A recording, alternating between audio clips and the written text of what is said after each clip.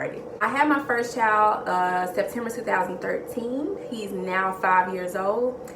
And I was not trying to have children anymore. I was actually going to be done with my one child, and that was that. But me and his dad ended up getting back together and ended up moving in together probably about 4 years later. And we now currently reside in Alabama. 2017, I found that I was pregnant in August of 2017. But then probably 10 days after finding out I was pregnant, I ended up having a miscarriage. So that broke me, and I was having a miscarriage while we were actually on our trip to Toronto. So we were out here supposed to be having a blast, but during the duration of this trip, I was having a miscarriage. And believe it or not, I looked so happy in pictures, but I was actually devastated. You know, I wasn't planning on having a child or even thinking about it, but I mean, the duration of this entire trip, TMI, but I bled just clots, chunks, bits and pieces throughout the whole trip. I don't know what happened, but yeah. So fast forward October of 2017, started working at this daycare, and everything was cool, everything was great. November rolls around, and my period is just kind of not coming like it's supposed to. So I secretly go get me a pregnancy test. It's positive, and then I go get another one because clearly that's defected, and I get another one and it's positive. And yeah, so all right, cool. But I didn't tell my boyfriend, you know, because some stuff had happened with his company that he worked for, and it was already financially draining, and I just didn't even want to mention the fact that, look, I'm pregnant. And I didn't want to bring that up because it was literally a struggle. You know, it was really just rough financially during that time. And so the last thing I wanted to say was I'm pregnant. So I'm at work one day and I have to go to the bathroom. And I go to the bathroom and I'm bleeding. And this blood was not like, oh, my period finna come on blood. It's like a miscarriage blood. And it reminded me of August all over again. I left that job on my lunch break and I did not return. I didn't answer phone calls.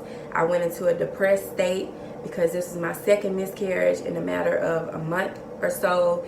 And I just felt like I couldn't catch a break. But I told him on my lunch break that I wasn't going back. And I can't remember if I was telling him or not that I was having a miscarriage because I never told him I was pregnant in the first place. I honestly didn't tell him until February 2018 when I had like a mental breakdown in my parents' house in Mississippi. And I just couldn't hold it in no more. I couldn't hold it in no more. It was way too much shit going on. We had another moment and I found out that I was pregnant in March of 2018.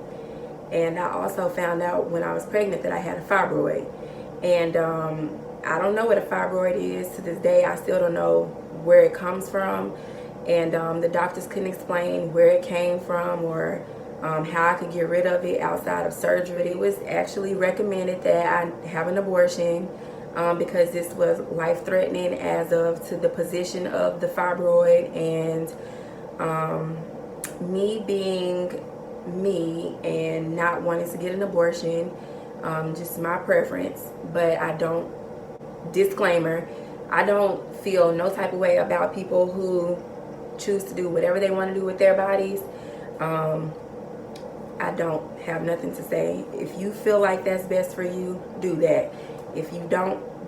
And then that's just me. I just didn't want to have an abortion. After having 2 miscarriages, I just couldn't bring myself to do that, even if my life was at risk.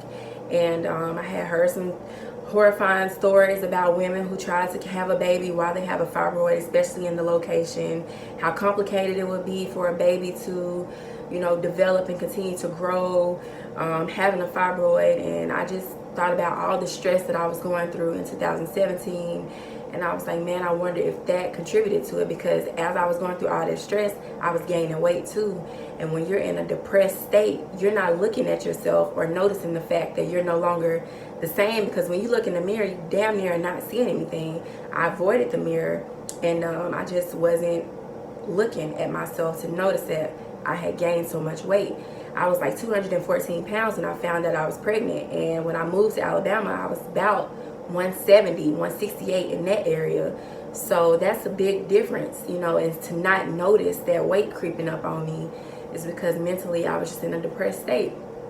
So once I found that I was pregnant, I told him, and I was crying because I was scared, and I was scared about this fibroid because the stories that the doctors were telling me was scaring me. Giving me different numbers to abortion clinics was scaring me. Like, I was scared, and I didn't tell anybody because I didn't want to tell people that I'm pregnant and I lose the baby. So I didn't say anything to anybody. Like, I was taking pictures of myself at home.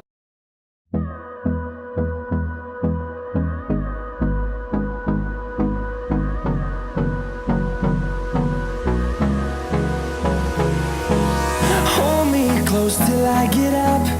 Time is barely on our side.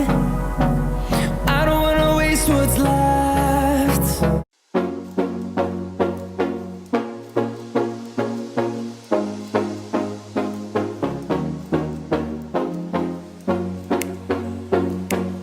Like, I was taking pictures up until I stopped taking pictures. But I announced my pregnancy on Mother's Day. I actually had Christian kiss my stomach, and I posted the picture out.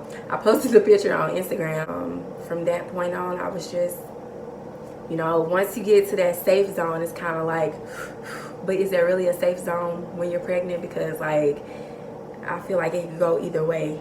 You know, you could get all the way up until the end and deliver a baby that's not, with no heartbeat, or you lose your life, like, or you both pass. Like, being able to have a successful pregnancy, like get all the way up to 9 months, is not where you just stop and shout. I mean, every milestone is beautiful, but to actually be able to hold your baby and take your baby home and just all of that, like, that's, and then to watch them grow. So I have a healthy 7-month-old now. And, you know, it was a journey, I will say that. If you or anyone, like, you know, or like if you have a fibroid, or you're just in a space where you just don't know what to do, like, I know that people always like to listen to the doctors, but had I listened, I would probably be somewhere feeling guilty right now about what if I would have been able to have the baby, and, you know, he'd be going on 8 months now, which will be 8 months on the 1st. And, you know, I would be thinking about all of that. And I'm so glad that I went against everything that people were telling me about these horror stories and what happened to this person and what could happen to you, and you really putting your life at risk, you know. And I'm glad I went ahead and took a chance and just had faith. I did gain a lot of weight while pregnant, or maybe it wasn't a lot of weight because I just started out heavier. I started out at 214 and I got up to 238. Am I lying? Or was it 256? It was 258. I'm lying. It was 258. I got up to 258 the day I was going to deliver the baby. And when I left the hospital, I weighed 238. That's it. I weighed 238 once I left the hospital. So I'm now I'm in that stage where I'm trying to find myself again after having a baby and a second baby, mentally and physically, just trying to get back to myself times 10, like on a better level. Like, I'm just trying to lose the weight, and it's a journey. That's a process. I've realized that I can't do no fad diets to honestly get this weight off of me, and it's going to be a process and a journey. It took me 9 months plus some stress from previous year to gain all of this weight, so I can't expect to lose it in 3 months, 4 months, 5 months, when it took me like double, triple that to gain it. So I've lost like 10 pounds since I've been working out. And since I made that video that I was going to lose 70 pounds, so I know that it's going to be a journey. It's going to be a journey because my weight is kind of just fluctuating and going here and there. So I just have to stay consistent and find a workout plan that works for me. and I'll share that with y'all once I figure out what worked. But I want to thank you all so much for watching. I've been wanting to do this video for some time now, but I'm glad I went ahead and did it now. If you have any questions about the fibroid pregnancy, or just tips as far as like the baby, what am I doing, what am I feeding him, how do I feed him, what does he eat in a day, as well as my picky 5-year-old, let me know and I'll make a video. You can let me know in the comments, or let me know on Instagram on my page at MCZ, MC3EZY. Let me know whatever it is that you want to know, and I will gladly answer your questions. Don't forget to like, comment, and subscribe, and also hit that bell so you can stay notified whenever I post a new video. Peace out, guys. So Ace just woke up, and I just want y'all to see this bed head. He just woke up from a nap, and I just actually went in the living room, and Christian is knocked out. So yeah, this is Ace. This is Ace of Spades. This is my big old baby. Look at this man. Look at this big old man. But yeah, Ace is like I said, 7 months. He will be 8 months on the 1st. Ready.